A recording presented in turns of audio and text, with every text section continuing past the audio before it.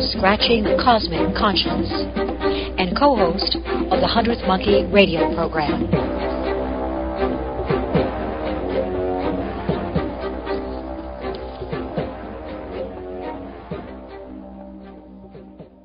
By Hurricane Isaac, he wasn't flooded, but they have been intermittently losing power. But he's right back online now, and thank you so much, Joe, for, again, enabling this program, A Global Focus, to be on the air this evening. And I'll just very quickly repeat this introductory information, and again, just to let the audience know, it's Trish Sheridan speaking on A Global Focus for the August 31st program. Featured guest is researcher and author Ramon Almonte. This week's featured guest is Ramon Almonte, researcher and author of Scratching the Cosmic Conscience. Ramon serves as co-host with Tom Kappenman of the 100th Monkey radio program, broadcast each week to an international audience, currently more than 112 countries. Born in New York City, Ramon currently resides in Japan. Ramon's research includes the paranormal, spiritual, and UFO-related fields. Ramon's interest in media began with co-hosting a college radio show and later starting a public access television show. Tonight's discussion will encompass Ramon's thought-provoking book and his reflections on his research and findings. Ramon's website is at the100thmonkeyradio.com. And Ramon, earlier I'd asked you if you would just briefly tell the audience what inspired you to write this very interesting book, Scratching the Cosmic Conscience, available on Amazon. I was, in 2000, I kept getting a nudge to write this book, and, I started writing one book and lost the information there, then started writing another one, lost the information again, and a third time, and then the fourth time, finally in 2006, I believe 2006 or 2005 when I started writing this one, I made sure I put it in different formats. The amazing thing about writing or doing what you want to do, what you feel in your heart, is that it puts you on a path and brings other things towards you that you didn't expect. Hence, the radio show that I'm on and some of the experiences I've had because of starting to write this book. Well, I had the pleasure of reading your book Wednesday, and Scratching the Cosmic Conscience is just a wonderful account of personal growth, and also, as you expressed it on another interview, the best, sort of the idealized aspirations and experiences for any human. And paraphrasing there, right now I'd like to briefly read to our audience a short description of your book from Create Space, which also is linked to us on. And of course, Amazon.com is a spot where you can find Ramon Almonte's fine book, Scratching the Cosmic Conscience. And here is a description. Scratching the Cosmic Conscience is a book where the main character follows an unbeaten path and ends up growing spiritually. This spiritually charged sci-fi novel takes you inside the knowledge of a culture that balances Native Americans' respect for the land combined with advanced technology. The story will take you deep into the character's mind and his higher self.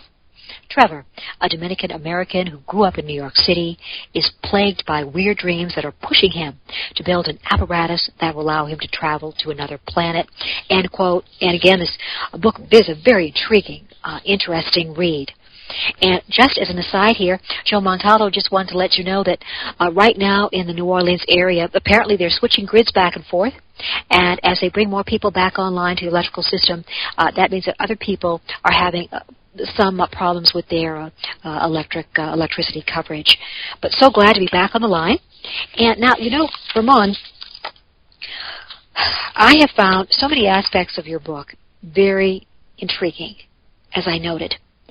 And I know just from the outset, your book's dedication among those listed is your mother. Apparently she was very helpful, including in her visions. Could you give details on that? Apparently your mother was psychically gifted. Yeah, I don't know what happened to her later on. I think there's a part of her that kind of let that go, but I mean, my mother saved my life. There was one incident. I still get chills to this day on that one. I was in college, and at that time I was going to college in Utica, and that's back in 1994. And I was going to this little stream area, And she had called me the night before, and she said, "You're gonna go to this place. It looks like it has a small little bridge. You're gonna see people diving off there. You're gonna want to dive off there. When you dive off there, you're gonna hit this rock, and you're gonna cause severe damage and kill yourself." So when I get to the stream, I kind of like ignore what she was saying, and I went to the stream area, and I saw exactly the way she described it, even down to the point some of the kids jumping off of it. The area where I went was somewhat like of a urban area mixed with somewhat forest, and she described the kids that would be there, and they were diving off, and it freaked me out. And I mean, there was another time my mother, when I was in the third grade, my mother had a dream that I was going to get left back in the third grade, and exactly how it happened. But I mean, when my mom tells you, "I don't like that person, stay away from them," and you don't listen, you're going to pay for it, because she just gets this feeling. She says like her blood rejects the person, and she doesn't dislike the person for any other reason that she just gets a sense off of them. So I think I get a lot of my intuition from her, definitely. She's very intuitive. But never... Mm-hmm. Oh, I'm sorry. I was going to say, but she never really built on it, worked on it. Everything is a skill that you need to work on. And she also seemed like a wonderful woman as well. It sounded as though she worked very hard in the Dominican Republic and then in her new country, and kudos to her. And also to your dad. They sound like wonderful additions here to American life, and certainly you are.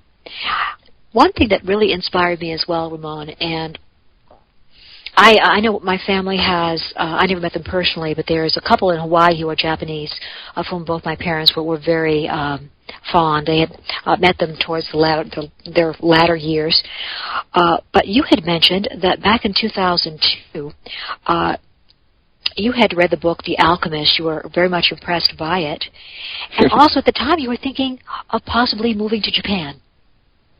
Yeah, something clicked to me back in '94, and I'll bring it up to the story of The Alchemist, where I just had this urging to go to Japan. But I was always waiting for something else to happen to bring me to Japan. Somebody else was going to bring me to Japan, or something was going to happen where I had the opportunity to go. It never dawned on me, make your own opportunity. So I read The Alchemist, and it just blew my mind. I mean, that was one of the books that I cut my teeth on. If you never read The Alchemist, I suggest you go pick it up. Even before picking up my book. I mean, this book it's a life changer for many people. But anyway, so I read the book, and and then around that same time, after I finished reading the book, and I was thinking of, should I go to Japan? A friend of mine who's very psychic, she would go into these like trance kind of states, and she was like, if you don't go now, you'll never go. And I saved up. I brought my airplane ticket. I had $800 in my pocket, and I took off to Japan. Luckily, there was a friend of mine that I had met at a nightclub in New York City, and she was like, yeah, you can stay here, and she rented me a little loft area above her kitchen. I mean, tiny. You couldn't even stand up in it. And another friend of mine's got me a job washing dishes at a restaurant in Mudo, for those of you familiar with Tokyo. And I just washed dishes for 3 months and, barely survived. I ate at the restaurant because I only had $800, and I paid, the room off for 2 months, and just learned so much about myself. I mean, there was a one-day Christmas, and here in Japan, they don't celebrate Christmas at all. I was walking back, and I just finished work, and it was the first time spending Christmas away from home, And all my roommates that lived in that house had left to their hometowns. And I was so depressed, and I'm walking, and I walked by this river, and I just thought, how does that river feel? You know, what's the feeling? What is it like to... It's the first time I ever thought about unity conscious. What does it feel like to be that? And it's just this surge of calmness came over me. And I felt like this washing away of the depression. And it usually takes me 40 minutes to walk home. It took me 2 hours to walk home. I was just enjoying everything. And it's one of the few times that I really took the time out to enjoy every single thing that I became aware of. It sounds as though you were really treasuring the moment and in the moment. And, Ramon, I do remember from my parents' accounts that this couple from who were Japanese American, no Japanese, I think they remained Japanese citizens and not dual citizens, but residing in Hawaii, were very cultural minded. They loved museums, they loved art.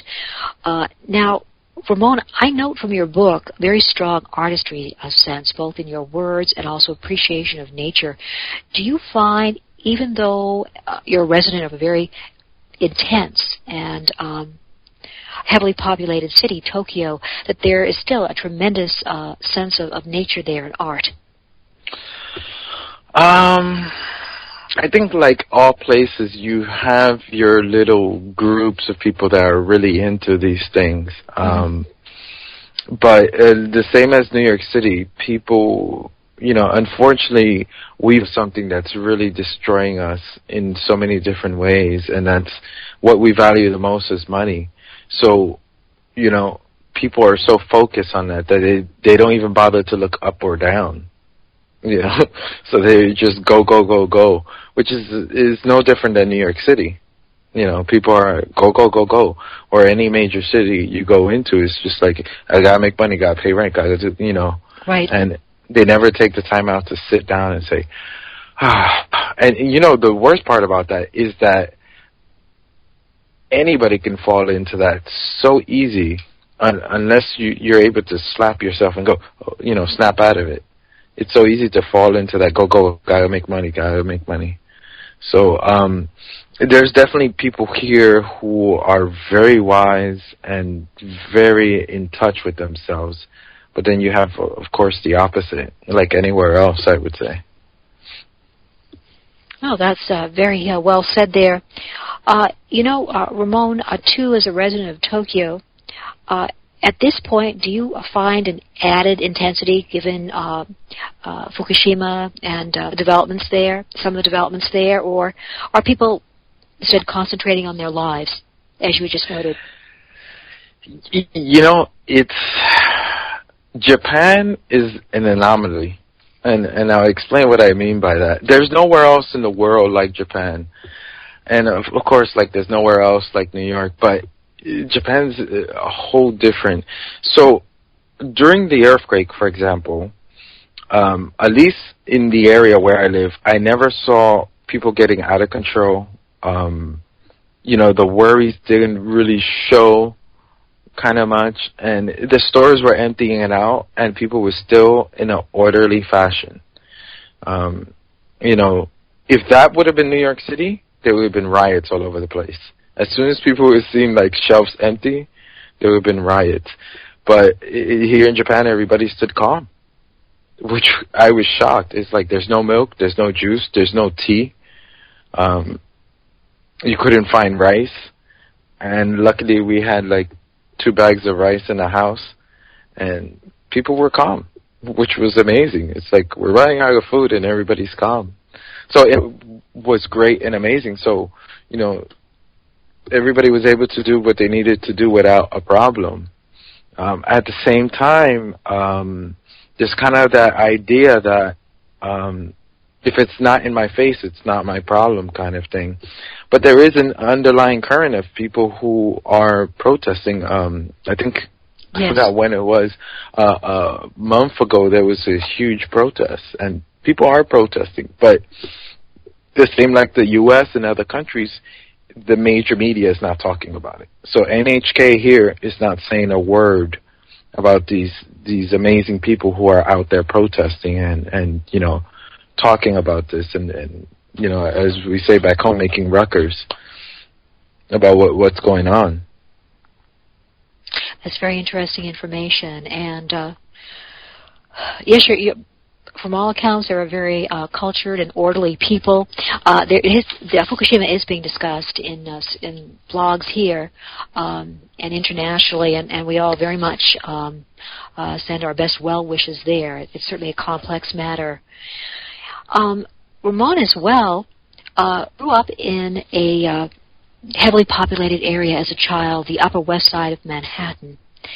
You also note, and I'm wondering if that helped promote your sense of inner equanimity, the fact that you had a teacher as a child, Miss Mintz, who taught the class meditation, images, clouds, beaches, blue pearls. I know the blue pearl is mentioned in your book.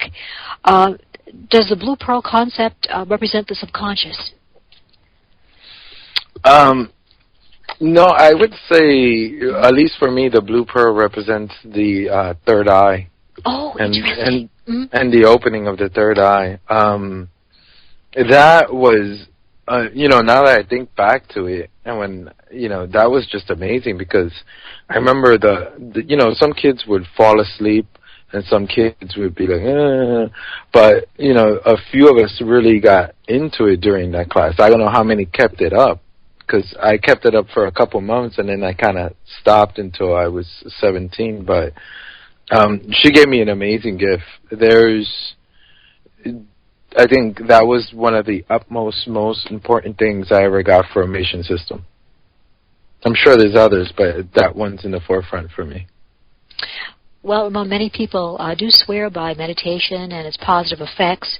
Now, presently in your meditation practice, do you follow an established procedure, or is it specifically your own style of meditation?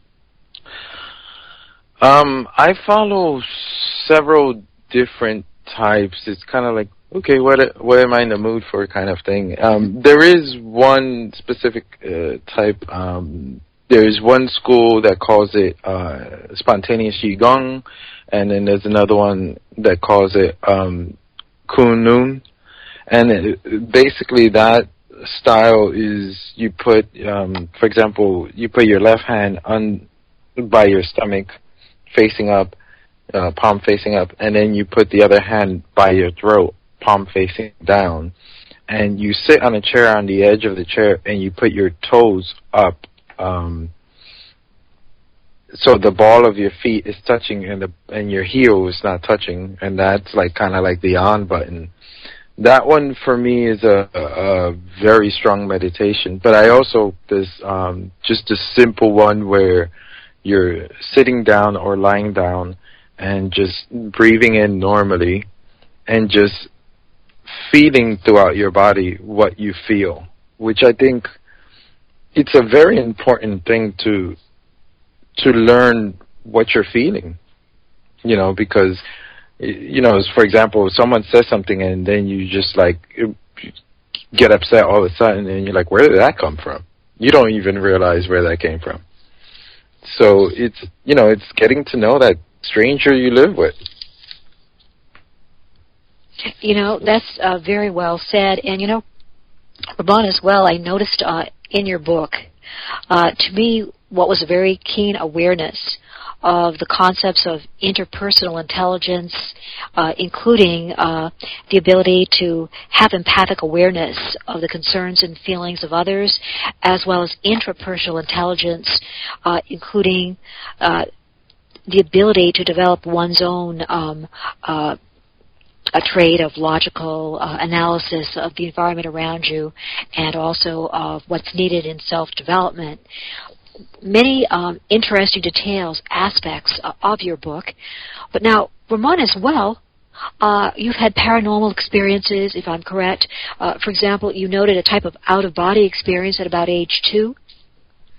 Yeah, it was either 2 or 3. And it's my earliest memory. I remember looking at my body, and I could see this baby bottle, and I'm not I don't care about that my body's laying there. All I care about is getting this baby bottle in my hand, kept going through it, and I was getting frustrated, and that's all I can remember from that. But, the funny thing about paranormal experience is that when you have it, your brain right away makes up excuses, that didn't happen. You didn't see that, and I've had many, but, being in this, doing this radio show, it's like everybody has it. We just don't talk about it. Very true, and I think your research into the field helps others very, very much, as well as interviews. For example, I believe you interviewed Tom Fusco, correct? And his book is it Behind the Cosmic Veil? I really loved. Yes. And also, we have another great researcher in the room, Chip of Mine Cemetery, who interviewed Tom Fusco. And Ramon, what I so appreciated about his work was not only his cosmic template, but the fact that he helped explain for me a personal psychic or paranormal experience I had. It was shortly after the death of my mother back in 2008. And I was at a church service, and I heard wind and a door shutting, and this was inside. It was inside the Prudential Center where the chapel was located.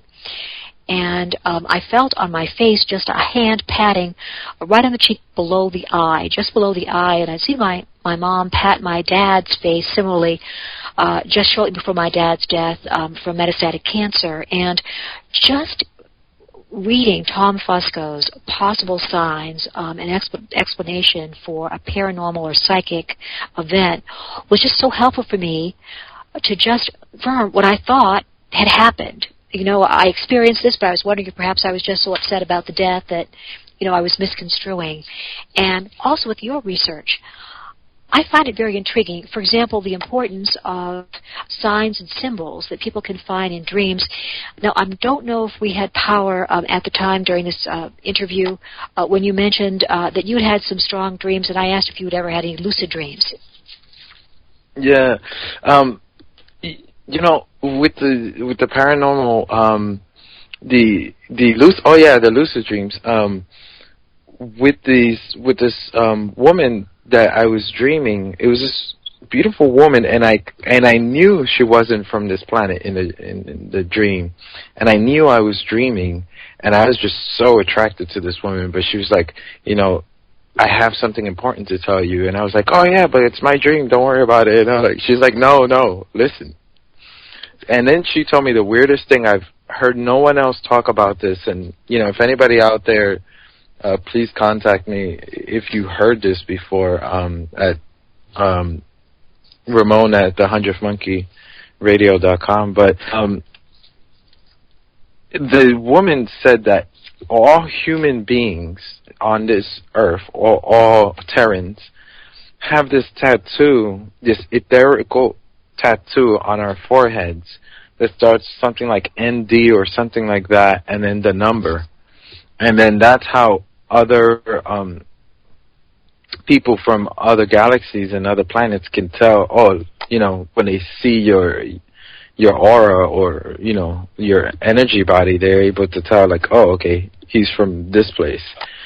And I never heard that before anywhere else, so I always mention it to see if anybody else has heard about it. But that was a very wild lucid dream for me, because I knew I was dreaming. So when I woke up, I was like, did I have contact in my dream, or, was that my imagination? And again, your mind starts questioning everything. Well, as well, Ramon, there in the growing body of research findings on experiencer contact, I think that concept of a very strong dream, almost seeming to be real, does figure quite a bit in the account. So, who knows? Also, yeah, very much so. Now, Ramon, I don't know if I want to just name this person, but you do have someone in your family who you think might have seen grays. Yeah, no, that's fine. That was my dad.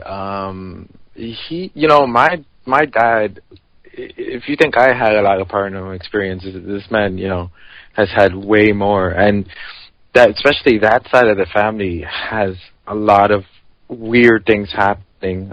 Even my cousin on that side of the family, he'll have like voices, but let me not go off topic.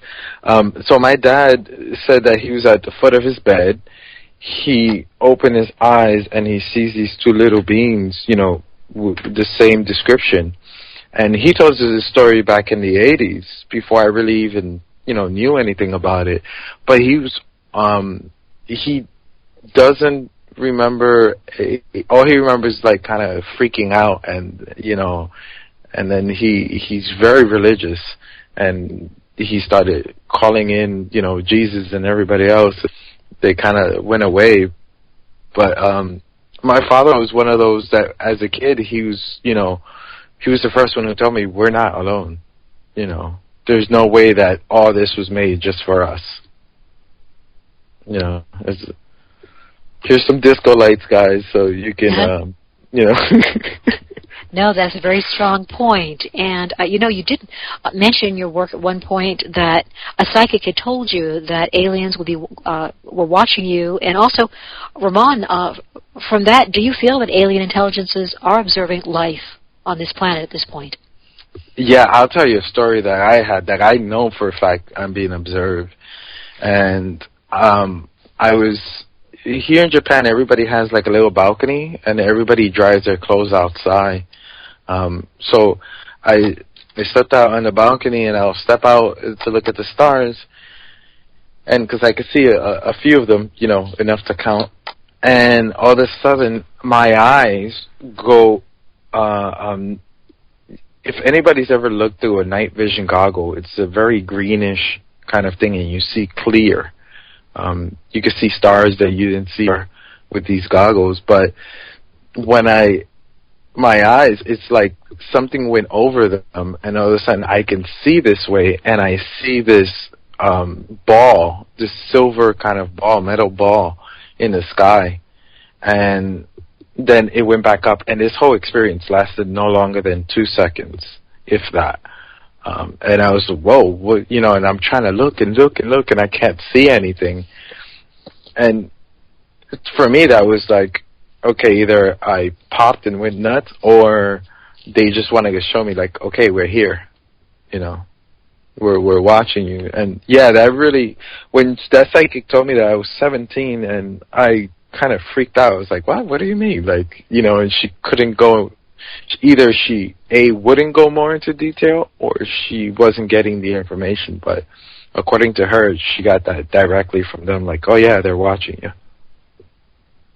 Very intriguing responses. Thank you. And, Ramon, we have two excellent questions from our researchers in the room here. The first is from our researcher from New York, Lily. And her question to you, Ramon, is, did you have any ritual or paranormal events or practices growing up in New York City? And were you able to use these events or practices later in life when you went to Japan? It's become like a combination of many, many things. But yeah, growing up, this is so weird. My mother is, Roman Catholic, but at the same time, most of South America and Latin America, and even Europe and Africa, they have like the underneath religion. So when Catholicism, when the Spaniards came to the Dominican Republic and they forced the slaves to take on their religion, they had to practice their religion underneath the Catholic religion. So their deities became saints. And anyway, and this form of practice is called Santeria, which comes from the western part of Africa, which is called Yoruba. So my mom used to practice that a lot, and that's where I picked many things from. And there was a paranormal experience I had when I was 17 with one of the saints, and I was sitting in my bed. I was 18 or 19, and I woke up, and I look at the curtain, and I know I'm fully awake, and out of this curtain, this little boy comes out translucent little boy comes out of the curtain. Like, he kind of looks like the curtain and then fades, into translucent and clear, no skin color, but you can tell it's a Caucasian boy with like I want to call it like an 18th century hat, like those big round hats with a ribbon on it, and he had that same type of clothes, and he just smiled and then fade right back into the curtain. And I, got out of my bed and went right to my mother and told my mother about it. She was like, "Oh, you were dreaming." And I was like, "No, I wasn't. I'm fully awake, and I was fully awake when I saw this." And that little boy is, there's a statue of him, and his name is El Niño de Antorcha, and I'll translate that. It means the child of the torch. And some people say it's baby Jesus and stuff like that. What did that mean? I have no idea, but I know that I experienced that. And to answer her question, when in life you experience so many different things. That's why it kind of bothers me when people just toss something out completely. I'm not Christian anymore, but I don't reject everything from it, because you could still learn a lot of things from it. And the same thing, like, I don't practice Santeria anymore, but there's many things in there that I learn. So you shouldn't throw out one complete book and then buy a whole new one. You should take the experiences and combine everything, because we're consistently learning. Well, very thoughtful response there. Ramon, we have an additional question coming in from another fine researcher, Glenn, and he's wondering, have you ever received any impressions from your research as to whether ET might presently be living among us on Earth, any species of ET? I've heard so many stories from different people, and I would say not only ETs, but, I know people hate using this word, but, other dimensional beings as well. I would say yes, a very strong yes. Have I personally experienced anything like that? No, but I've heard way too many different accounts, even from very, famous researchers in this, where they'll be at a bar or somewhere, and they'll see somebody who looks kind of strange, and they'll send a telepathic message, and the person will react to it, kind of thing. If you think about our planet, the most thing that everybody talks about is, we let off a nuclear bomb. If you put yourself in their shoes, wouldn't you want to check this planet out? I mean, we're not all of us.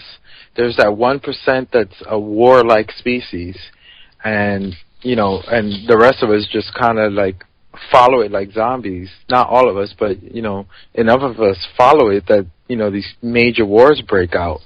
And it's fine when they're, small little wars like World War I, but World War II, we become a danger, and then we start flying out to space. So if I was them, I'd definitely be paying very close attention, and I would be in here. And not only that, but think about how we go to the Amazon and watch the old ancient, the tribal cultures, and learn, maybe this is the way we were, thousands of years ago. And so wouldn't you want to do the same here, for a species that is right at the brink of becoming an intergalactic species? You want to watch them closely. So yes. No, that's a very strong argument. And just a quick question here to our network owner and director. Let us know when we should take a break, or if we should take a break, Joe, with the short intermission there without power.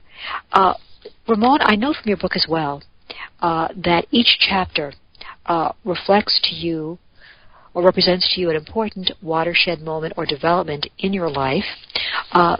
First of all, could you explain to us the importance of an individual's searching for end goal that concept that you note of finding one's bliss, finding what makes that person's heart sing and what gives that individual real joy. And again, each of your books' chapter titles do reflect a personal lesson for you. Yeah, with finding your bliss, that's something that I struggle with, and now I feel like I found it. But it's something that everybody struggles with, and you go between doing what you really want to do and making money.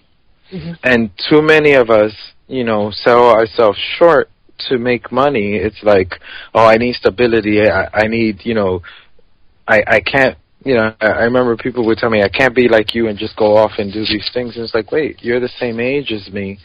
You're not married. At the time I wasn't married. Why not? Oh, because I got to take care, I got to do work and pay rent. And okay, it's very important. And I don't know what that is for each individual person, but you'll know when you find it, because it's something that makes you happy and you ain't working at it at long periods of time. You feel happy about doing it. And that's what you were meant here to do. Now, at the same time, that can morph into many different things as well. Like, so for example, I really felt like I had to write this book. So I started writing this book. And because I started writing this book, I started doing research on science. And I felt like science wasn't, helping me enough. So I started looking into paranormal things, extraterrestrial. And that took me to ECETI. It's up in Trout Lake, Washington, yes, for a conference there. Mm-hmm. And then from there, I met Tom, and then we started doing a radio show because I needed to find out more. So now I'm doing this radio show, and and I have a book. So you see how when you follow the one thing you want to do leads you into many different other things. Other doors start opening up. If all the doors are closing around you, it's because you're not following your bliss. That's your main sign. That's the slap across the face, like you're not following what you came here to do. When you're following what you came here to do, doors just open up, And if one door closes, 3 windows open up. You just have to pay attention. But you'll know when you found what you should be doing. You'll feel it. Even if that's shining shoes. Because let's say you're a shoe shiner, and that makes you happy. If that really makes you happy, you might say the right thing to the right person who might go and get inspired to do something amazing because you said the right thing at the right time. And if you weren't shining those shoes, then that person would not have been inspired. So it doesn't matter what you're doing as long as it brings you true joy. Boy, those are powerful elements there. And, right now your comments remind me, Ramon, of one of our ICAR directors. Her name is November Hansen. She wrote an excellent book, Mosaic of the Extraterrestrial Experience. And she would often, she's also a math teacher, also very much into science. She would note all these synchronicities that she found in her research. And it seemed that when she was investigating these subjects, these new facts or these new leads would immediately manifest. So to me that really dovetails right into what you've just said. Now, Ramon, I'd like to, in the second segment of this interview, discuss your book, not revealing the plot, but just very key elements of it, because to me it is just a wonderful combination of... Chip and Nicole every Monday night. From 11 p.m. to 1 a.m. Eastern on the UFO Paranormal Radio Network as we delve into UFOs, abduction, ghosts, aliens, conspiracy, cryptozoology. And don't forget those creepy topics you won't hear on your local news. That's the Mind Cemetery, where the paranoia about the paranormal comes to rest. Don't forget to follow us on Twitter and Facebook.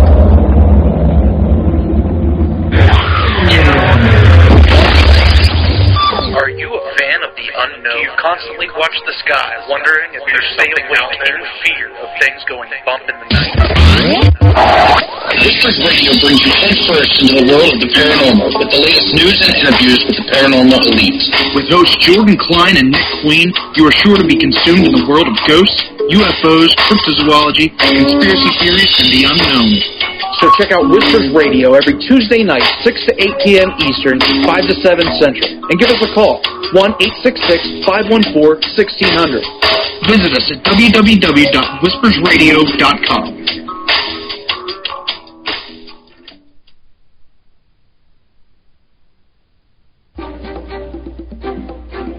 Welcome back, everyone, to A Global Focus with guest Ramon Almonte, researcher, author of Scratching the Cosmic Conscience, and co-host of the 100th Monkey radio program.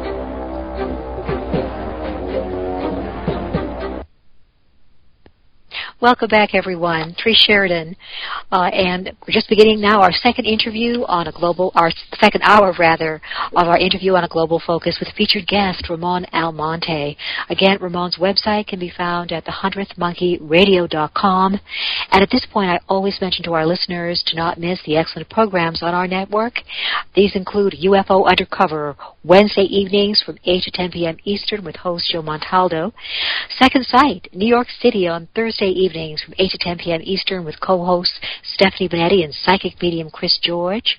On Friday evenings from 7 to 9 p.m. Eastern through the Keyhole with host Karen Dolan, who this week is speaking at the Exeter UFO Festival.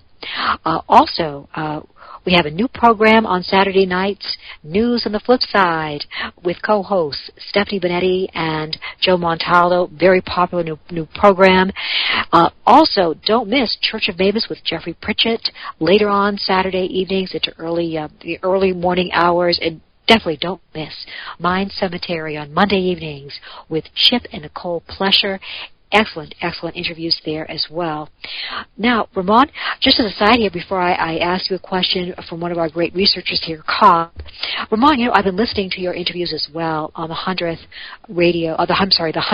Monkey radio program with your co-host, Tom Kappenman, and I find them excellent. Now, for example, I was listening to your August 15th program with featured guest James Evan Bomar III, and also some of the other interviews, and they all seem to have some type of aspect of personal transformation and capability enhancement, and it's an excellent radio program. Again, the 100th Monkey Radio at 100thmonkeyradio.com, now being broadcast to more than 112 nations. Now, let's get to that great question from Cobb. He's a Northeast policeman, and hi, well, researchers just entered the room here.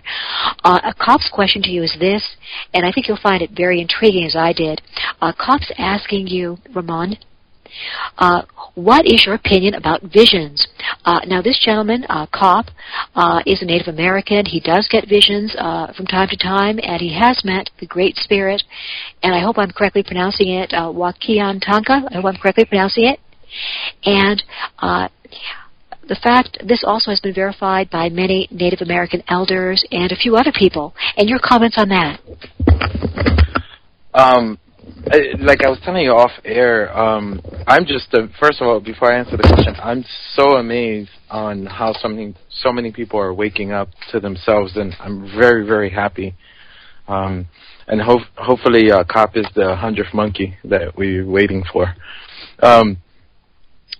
As far as visions, I was told this once by, we call him a monk, but it's a Japanese man who lives here, who's huge man, and I have visions all the time, and I don't really understand them or know what to do with them. And what he was telling me was that there's a part of your brain that takes that vision and then holds on to it, and then when you get other visions, clicks it together. And I would say to him, feel into it with your intuition.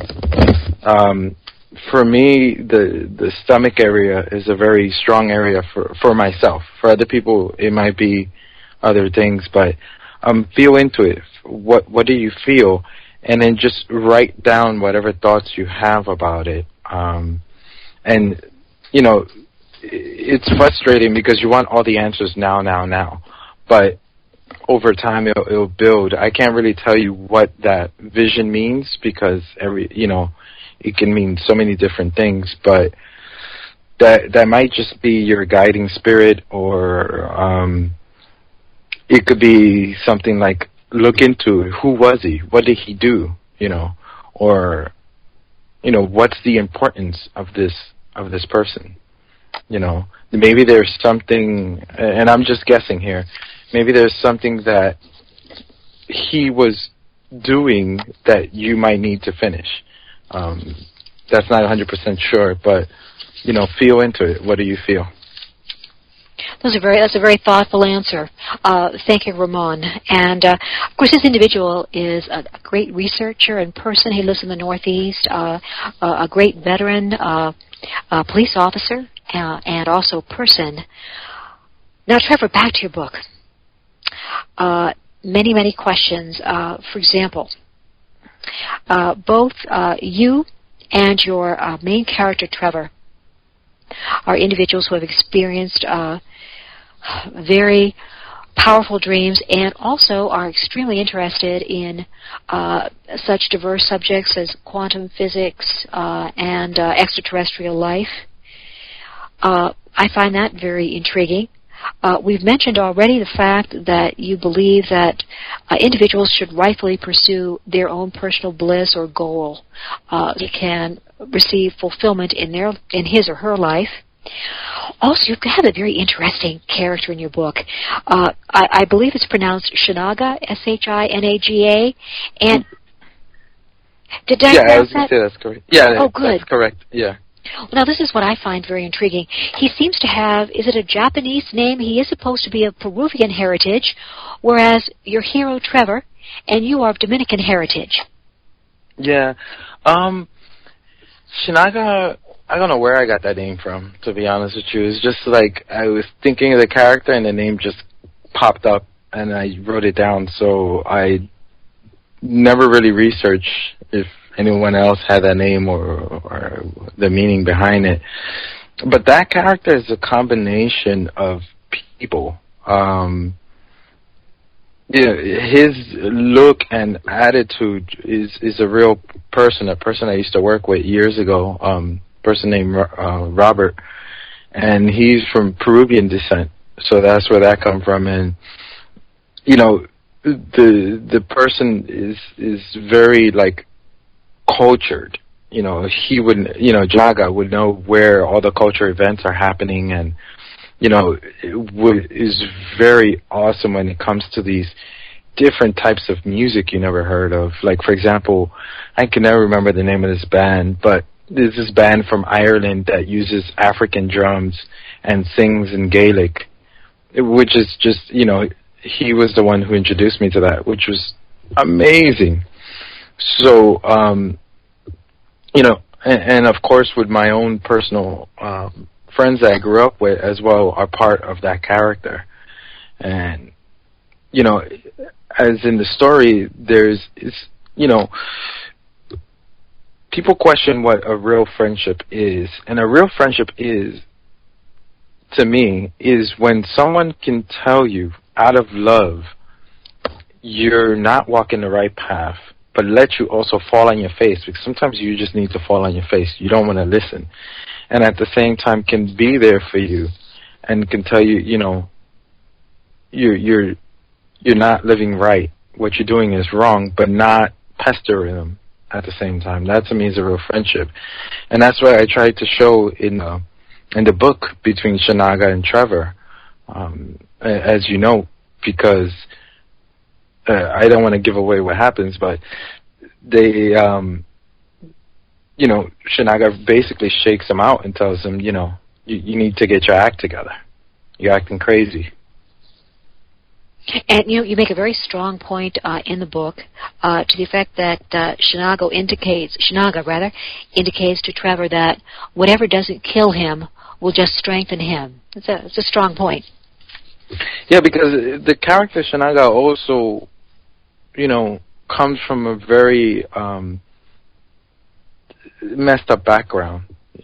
And And growing up in New York City, and I give lots of thanks to this because it really opened my eyes to many different things, and I saw many messed up things, and a lot of dysfunctional families, and not to like glorify that kind of lifestyle, but I saw things that I think a child shouldn't see, but at the same time really opened my eyes to the different types of environment that exists in this reality. So, for example, really quickly, here in Japan, it's so safe that if you drop your wallet and there's money in it, there's a very high chance that your wallet's going to be returned, or your purse is going to be returned to you with all the money in it. Now, in New York, that's not going to happen. You might get your wallet back, but the money will be gone. And that in New York is just a mentality like, okay, that's acceptable as long as I got my IDs and things back. But here they'll return everything and they won't touch anything. So when they travel, sometimes when Japanese people travel, they're not aware of their environment and the things that happen. And for me, it's the awareness of things that are happening around you is very important, because you know when to leave. Absolutely, those are very good points. And Ramon, too, what I thought was rather touching was the fact that your book characters, Trevor and his friend Shinaga, both wish that they lived in an era where space travel was possible in the contemporary world. And what really had me smiling on that is that I know researchers who really are fascinated by NASA developments and also the development now of private industry in the exploration of space. And boy, so many would really love to someday be able to step foot on Mars or the moon. So, that to me was a really very compelling statement.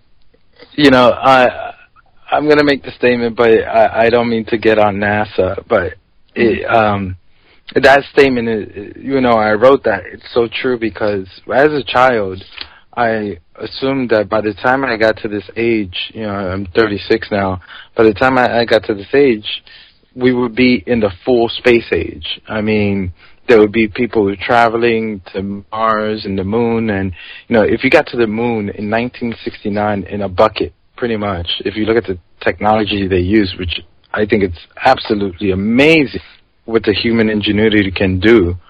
And then it's been, 40 years, and we haven't done, we've advanced so much, and there's so much more technology, but there's so much bureaucracy holding us back.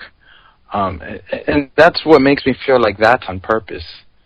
The holding us back. So that really, makes me feel like there is some kind of secret space program, because we did this going to the moon so fast.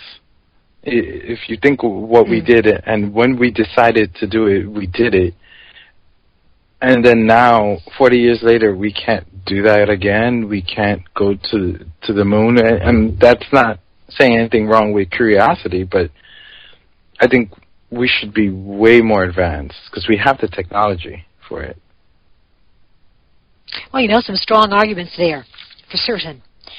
Also, Ramon, your book does reference a culture, an alien culture, which takes full advantage of ecological and physical innovations to harness energy and other technologies.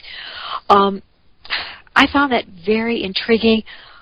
Also, by any chance are you comparing the positive aspects of biological technology, symbiotic technology, versus artificial intelligence, which could develop to a point where artificial intelligence comprehends itself, is truly sentient?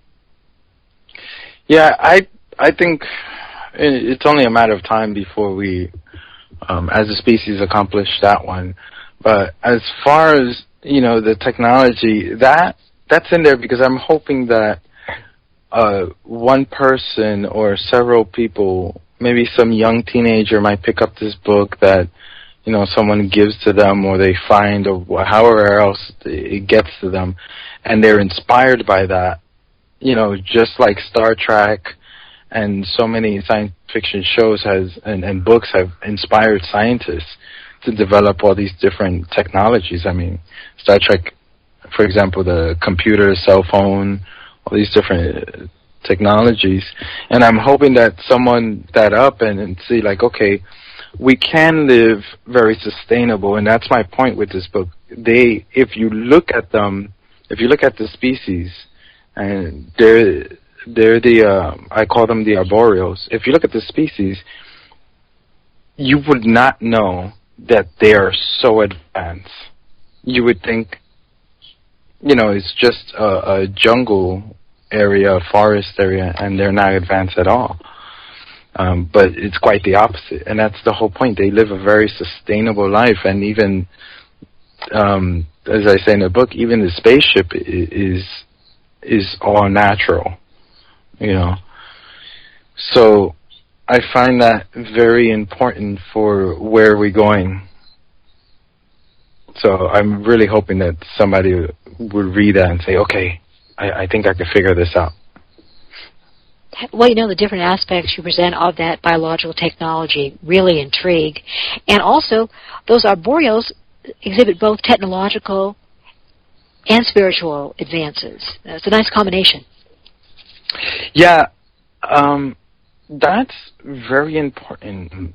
Right now we're catching up spiritually because, in the last 1,000 to 1,500 years, we were pretty much killed on that aspect. And, with all the things that happened to the indigenous cultures around this world was really trying to kill that spiritual aspect. But now it's bubbling back up, and they're not going to be able to stop that. And when you combine those two aspects, I think there is no stopping us. Of course, many people will argue, especially in the New Age realm, that we don't need the technology. And I would argue saying that we need both. Both are very important, and I'll explain why. So, for example, if someone has like let's say a quantum computer, and this computer is operating so fast, just the point that you learn how this works, your mind expands. You're like, wow, I can do all these things. So if you think about the way your grandmother used to think when she was young, and you'll see the imagination is so different. So at the same time, in the spiritual point of view, because there is no separating anything.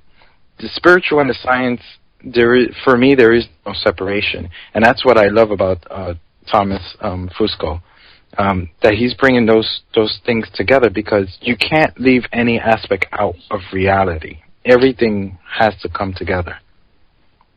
And that's the most important thing. So technology, spirituality, everything comes together in my aspect. Boy, that's beautifully said. I have to apologize here. Myself am in the network discussion room, our chat room, and unfortunately my screen just had a pop-up. That was that ridiculous ad sound there. But that's so beautifully said. And again, I want to apologize for that. Now, Ramon, your book discusses also the concepts of multiple dimensions and types of aliens, as well as multiple universes and a cosmoverse. Also, your book includes a race of godlike species. Lots of developments there. Well, okay, I'll point out, and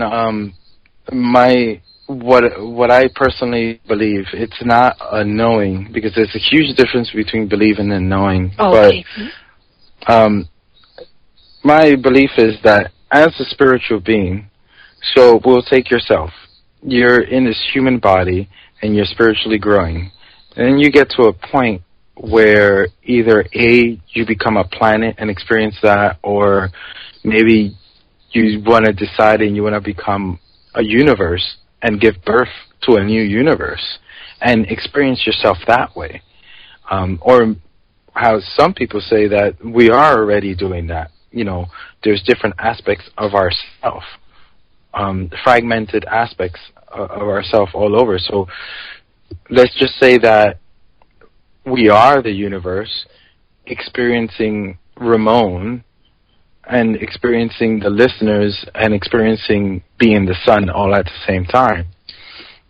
So the species, they're like the universe. And I feel there is, if it's infinity, there is no stopping. Your growth, there is no stopping. Whatever you can imagine becomes.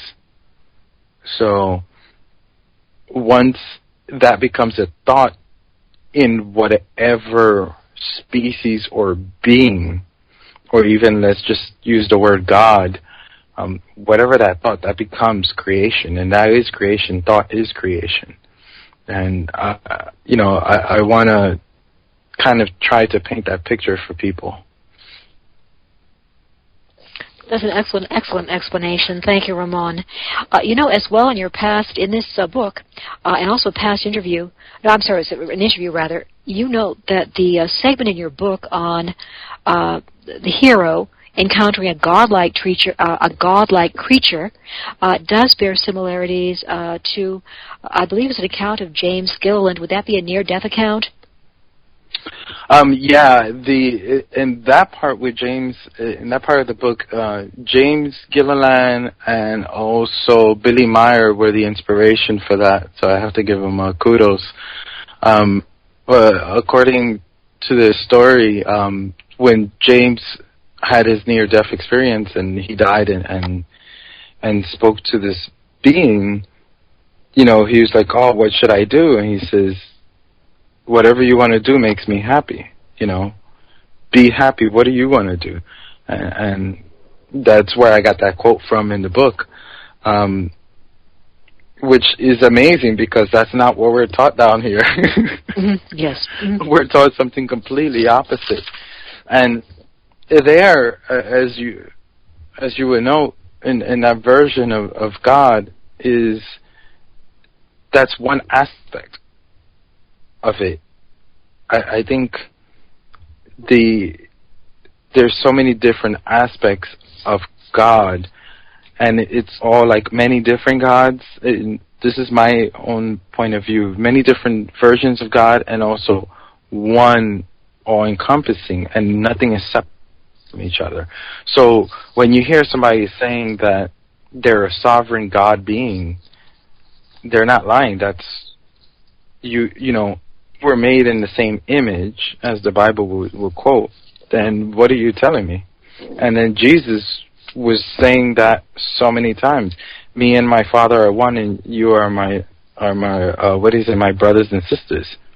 What are you telling me? I mean, that I remember speaking to a friend of mine who's a Pentecostal, and I was saying, what does that mean?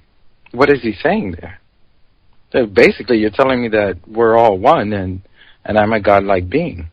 So, why are you teaching something different? Well, it's an interesting argument. I know I tend to, at this point, I do consider myself a Christian, but you do present strong arguments, and I must say there's a lot of logic in them. I think there's logic in mine as well, but I think you present them very powerfully and with a great deal of artistry in the words. Well done. Now, Ramon, you note the friendship of Dr. Brooks Agnew. Was he an inspiration for you in this field? It sounds, too, as though you and co-host Tom are a wonderful duo there at hosting and research for your program. First of all, could you note your friendship regarding Dr. Brooks Agnew and how it is that you started the 100th Monkey Radio program? Well, that in itself, the 100th Monkey Radio program, it's one of the most easiest thing I've ever done. Me and Tom ever done. When we met in 2010 at James Gilliland, we hit it off and we talked, and then around October, I was like, okay, it's time to do a radio show, and I always listened to Brooks Agnew's radio show on BBS Radio, and I would call in often, and I was like, okay, I think it's time for me to do a show. So I called Tom up, and I said, Tom, do you know anything about how to do internet broadcasting? And he was like, oh, that's funny because I want to do a show too. So I was like, okay, let's do it together. And in about 2 to 3 weeks, we had 6 guests, and at that time we were on BBS, and Dr. Brooks was a big help in putting that together. So he's been my radio mentors.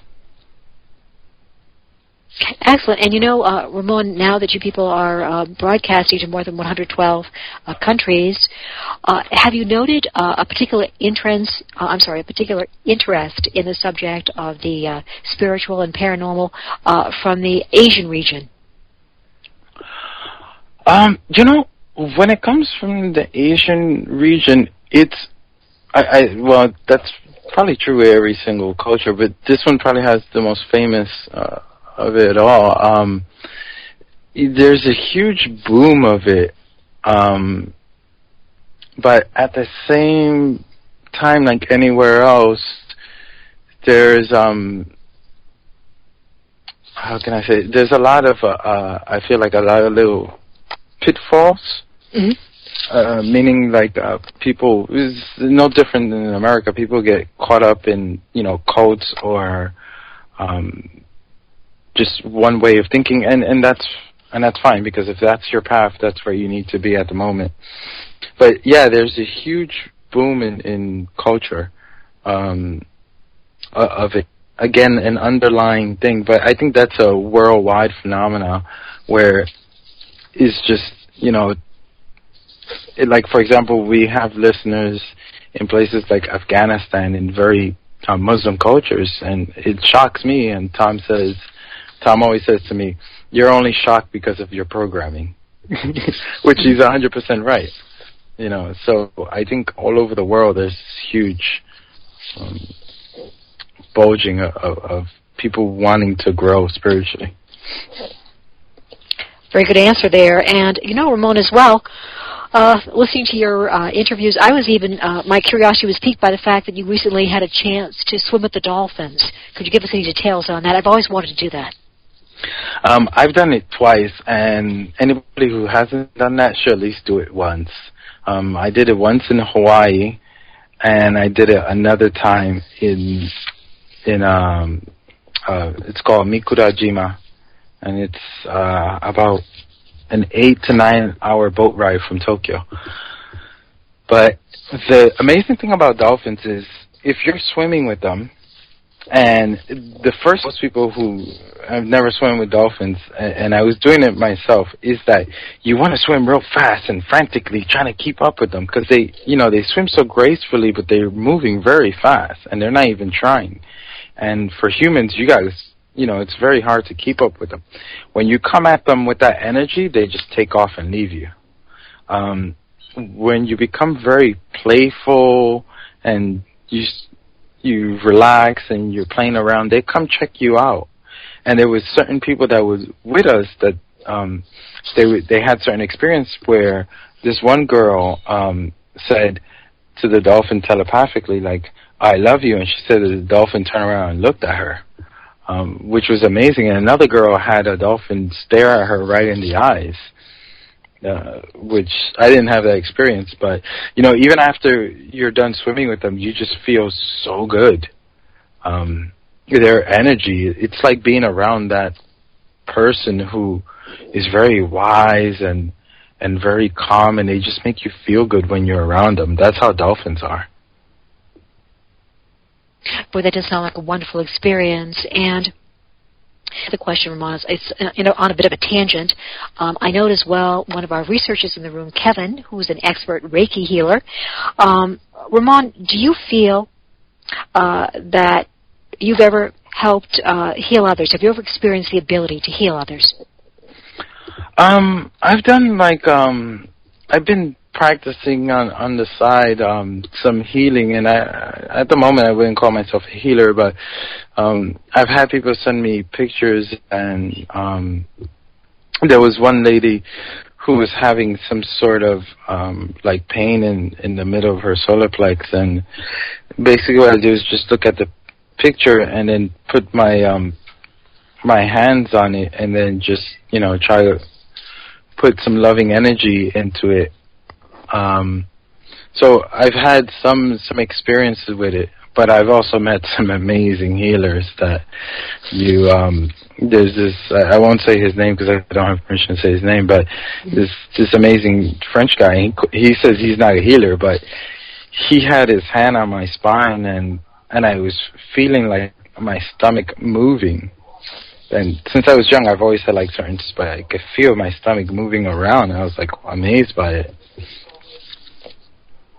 That definitely would be a memorable occurrence for certain, and it is remarkable. I know Kevin is extremely adept at Reiki and also healing problems with arthritis. Thank you, Kevin. Now let me see here. Ramon, from your book, it does stress personal appreciation of the environment around oneself, and also that theme of self-development. Do you think that given the pressures of contemporary life, that humans are going to be really compelled, forced to develop greater traits of awareness of the universe and self-development? Yeah, I'll give an example of, there was a science experiment I heard about, and it's basically you have a tray, and then you have 10% of very bad bacteria and 10% of very good bacteria. What they notice is that, and then the 80% are neither or. They're not good or bad. When one of them switches into like the good bacteria, then that 80% all becomes good bacteria. So I feel that we're right at that moment where any moment we're going to pop consciously. And that's that, okay, once that happens, it will become utopia instantly. We still have a lot of work ahead of us, but I think just a realization that this unity consciousness, and that you're more than this physical body, I think it's going to be a big one for many people. And just, for those of us who come into that awareness, you see what is done to your own personal life. So just imagine at a global scale. That doesn't mean, like I said before, that everything's going to get fixed overnight. But I definitely do see us, and I'm very optimistic about what our future holds for us. I don't think, for example, like 2012, that we're all going to die and burn away like some people believe. But we're definitely growing. Thank you. Interesting response. And Ramon, from your life experiences and your research, do you believe that reincarnation is a possibility? Yeah, I would say yes. And the reason why I believe in reincarnation is there's too many kids coming out saying things they should not know. And I can't remember the kid's name, but there's the one kid who remembers being a World War II pilot in Asia and remembers the way he dies. And then when his father did the research and found out, yes, this pilot did die this way, and then he remembers all his, he remembers his sister's name and who he served with, and when he met them, he pointed out who everyone was. This is a little boy. And there's another case I heard of this little boy who was saying like, oh, my wife, and then found out this woman lived here and her name was that. And when he went there, he was like, where's my stuff? And she brought it over, and it's like, oh, that's my Rolex. So this kid knew all these things. So for me, that's enough proof that there is life after here. And if you think about it, there is, I think it was Einstein who said, energy can't be made or destroyed. So if that's true, then that means that something happens to your consciousness. It just doesn't evaporate into thin air. Something happens to it. So for me, I would think it would be kind of a waste of time if we just, are born and then we die and then that's it, lights out. The conscious growing, I think it's a very important part. Those are very strong answers. And also, Ramon, on the name of your radio program, the 100th Monkey radio program, are you hoping that the impetus for acquiring and sharing knowledge on important topics will be that catalyst for the world community to become aware? I think what the catalyst is going to be, I personally believe it's going to be some kind of energy device, like a free energy device kind of thing, where, I've interviewed a lot of people working on these things, and I feel that once that comes out to the public, where the average Joe knows about this, start questioning a bunch of things like, wait, how is that possible? I was always told that's impossible. They'll start questioning things, and I think that will lead into this 100th monkey kind of thing. And, the amazing thing about that is there's so many, for example, there's so many patents that come out at the same time from two different inventors that do not know each other, have no contact, not even the same side of the planet. So it already shows that we have some kind of connection. And some people call that the 100th monkey effect. Other people call it the source field effect. Huh. Interesting responses there. And Ramon, that to me recalls a chapter in your book with the word download in the title. I believe that's a reference to technology and the human genome. But also there is the concept of downloads. They are reported by certain experiencers in interacting with ETs. What would be your comment on that?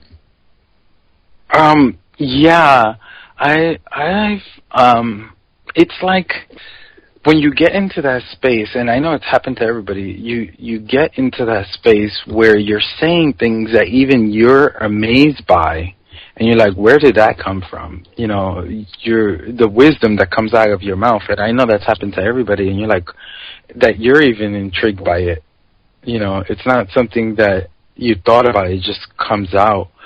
And there's been a lot of people talk about having downloads where they just get this information and then it starts opening up in their mind.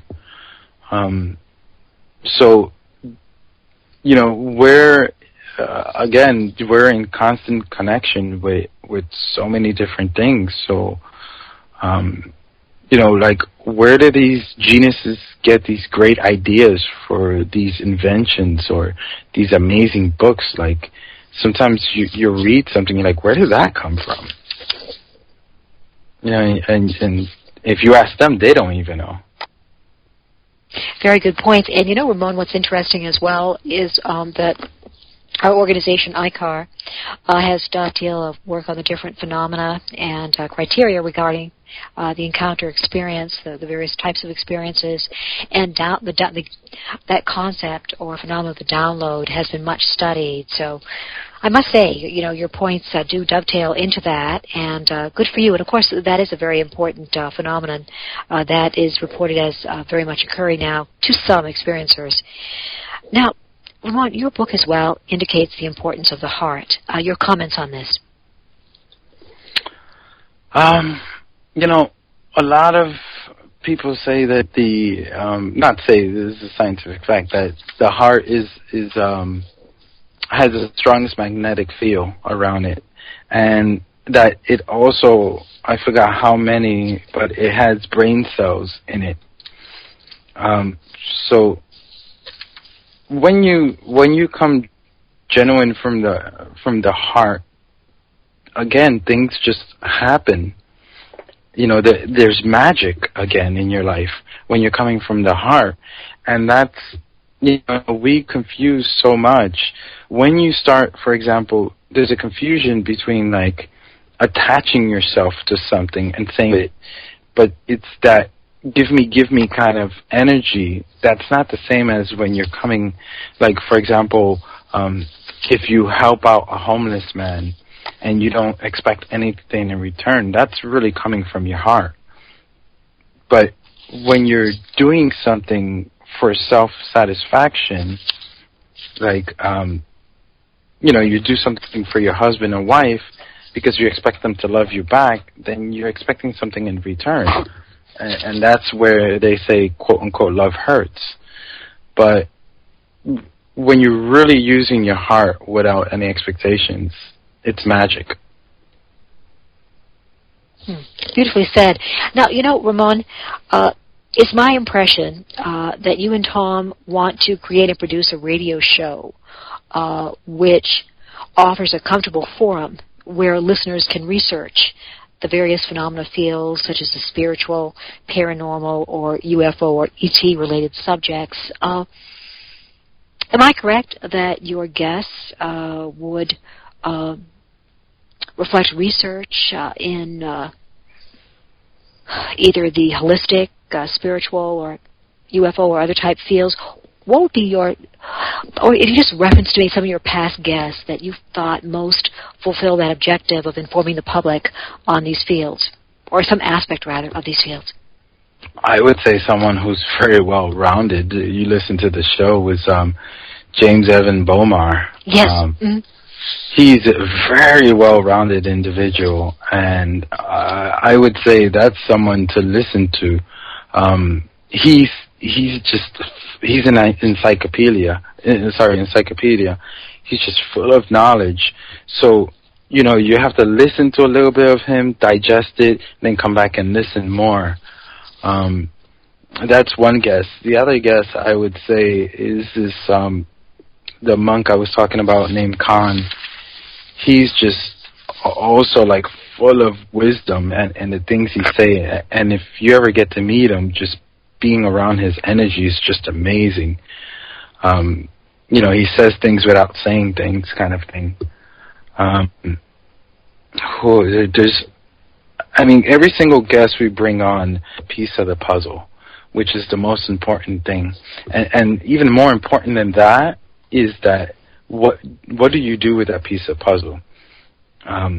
If you go out and do your own research and find out your own thing, because it's one thing to believe, it's another thing to know. There's a huge difference, and when you experience something, or you put yourself in a situation where you can experience something by doing research, because really at the end you're finding out about yourself.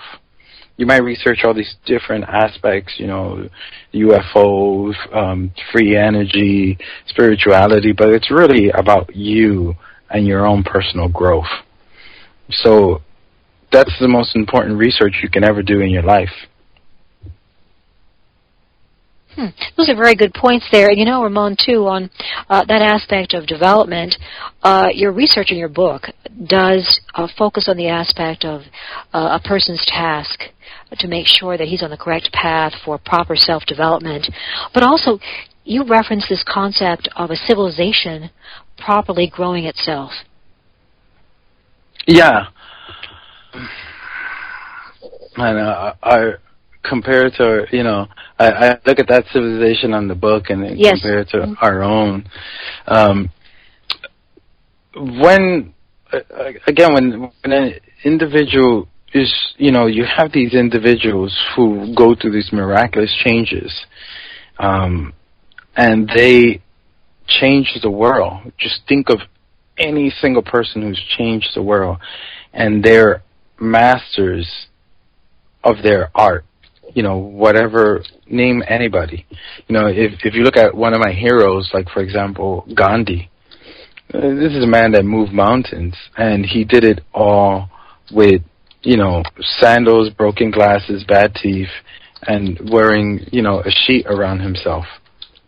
And just, the amazing things he was able to do. So because of individuals like that, that, they change the world. Just think of any single person who's changed the world, and they're masters of their art. Whatever, name anybody. If you look at one of my heroes, like, for example, Gandhi, this is a man that moved mountains, and he did it all with, sandals, broken glasses, bad teeth, and wearing, sandals, broken glasses, bad teeth, and just, the amazing things he was able to do. for the rest of us, it pulls up, and then you have your Einsteins and your Teslas and all these different people. So the civilization is growing, is about slowly, like a civilization is a reflection of the self, I would say.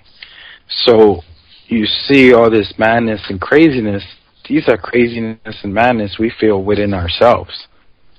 So slowly but surely we're getting it, and I really don't think that we're going to, some people say, oh, we're going to blow ourselves up. I don't think we're going to get to that point. I think the energies around us are growing and people are questioning things. And that's a question, too, as well. Both in your interviews and in your book, you reference the importance of Mahatma Gandhi as a model for humans. Did you wish to just expand on that? Yeah, he's one amazing, because he did it, what he did without any army. I mean, he had a lot of support as well, but what the inspiration that he had on everybody, these are things that we all can do ourselves. And he experienced that when, he started in South Africa. When he went to South Africa, he was thrown off a train because he wasn't white. And that inspired him from there. So we're not saying that take Mahatma Gandhi's way, but each one of us can move mountains. And when you realize your own power, well, for me, the reason why he's such a big hero for me is because he realized his power and showed me that, okay, I can do this, because he did it with way less than what I have. And he was, and he would have done a lot more, and that's why he was killed, because they were scared of him. So this man with no weapons, he was feared by armies. Well, that indeed has a great deal of truth in those assessments. Now, Ramon, I can tell you're a very reflective individual, and your book definitely manifests that type of analysis of technology, possibility of existence elsewhere in the cosmos, and how humans can best navigate their own lives to achieve their own personal goals and also communal goals. What would you like to see happen within the next 10 years or so to hopefully enable humans to exist in a better environment, a better scenario for themselves? What I would love to see is, first of all, these energy technologies that are out there that don't use any gas or anything come out. That's something very important to me, because, for example, how would we solve the problem of Fukushima? How would we solve the problem? You have the power outages in Louisiana right now, and other places. That wouldn't happen if everybody had their own power supply with these free energy technologies. And then the other thing I would love to see is local farms, more local farms. I mean, what Monsanto's doing is such a terrible thing. So if more of us can get these small little community farms and and support those guys who are really working on energy technologies, because there is a lot of garage guys working on this, and if you don't support them any way you can, and I feel like that's probably what I would love to see. Now, there was have you ever heard of John Titor? Yes, of course I have. Mm-hmm. The way he described I don't know if his story is true or not, but the way he described it in I think it was 2036, 2037, of a lot of local farms. So when I heard that, I was like, that's where I got, for my own self, got the idea, like, oh, yeah, that would work great, because if you have your own local farm, you don't have to worry. You know how they say that the Earth can't hold 8 billion people? the Earth can't hold 8 billion people in the way we're living. But if we start living in a natural way, the Earth can hold a lot more. And if we start living in a natural way, we'll start moving out into space. That would just, I'll be the first one to go just to explore around. That would be a great development. And, Ramon, as we approach the end of our program, I want to mention again to the audience that your website can be found at the100thmonkeyradio.com. Also, there are numerous archives there and videos. And the site is well worth the visit. And your book, Scratching the Cosmic Conscience, is certainly a very innovative one. That is available on Amazon.com. And we're about to conclude the show. What would you like to say to the audience? You have about 1 minute left. Okay. What I would like to say really quickly is you have a master, and that is yourself. Learn from your master. Be the teacher and the student. That's the most important thing, no matter what you do. Very intriguing point there. And Ramon, thank you again for being a guest this evening. Very much appreciated. And thank you. My pleasure. And thanks also to our audience for joining us and wishing everyone a great Labor Day weekend and holiday. Good night, all. Night-night. Good night. Thanks, everyone, for joining us this evening on A Global Focus with guest Ramon Almonte, researcher, author of Scratching the Cosmic Conscience, and co-host of the 100th Monkey radio program. We appreciate your time with us this evening and wish everyone a wonderful Labor Day weekend and holiday. Good night.